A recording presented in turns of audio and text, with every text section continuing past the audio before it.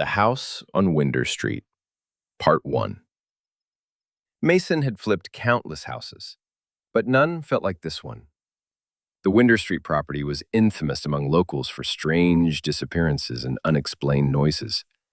Despite the rumors, Mason saw opportunity, a fixer-upper with potential and a bargain price. The moment he crossed the threshold, a chill swept over him. The house was old, cold, and layered with dust, but the mirrors lining the walls were pristine, unnervingly so. Some were cracked, others bore cryptic symbols etched faintly beneath the glass. Determined to prove the house was just old, Mason set to work. But as night fell, a heaviness filled the air. The old floors creaked under invisible footsteps. In the dim hallway light, Mason caught a glimpse of a figure reflected in a mirror at the end of the hall. When he spun around, no one was there. The reflection smiled back at him, a cruel, unnatural grin that wasn't his own. The electricity flickered and died. Darkness engulfed the house. Mason's heartbeat thundered as he fumbled for his flashlight. The beam landed on the cracked mirror. Suddenly, his reflection moved independently, waving at him, beckoning him closer.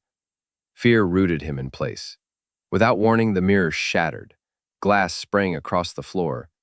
Behind where it had hung, a narrow tunnel revealed itself, carved deep into the wall.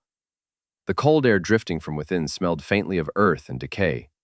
Against his better judgment, Mason crawled inside. The tunnel's walls seemed alive, pulsing faintly, whispering broken words he couldn't understand. Shadows danced just beyond the flashlight's reach. Then he heard it, faint cries, desperate and echoing, growing louder with each inch he advanced.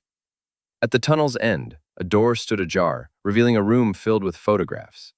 Hundreds of pictures showed Mason in different places, different clothes at different ages, some moments he didn't remember living.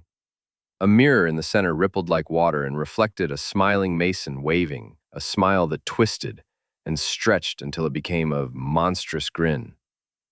Suddenly, a cold hand grabbed his wrist. Mason jerked awake, gasping in the living room, bathed in morning light. But something was wrong.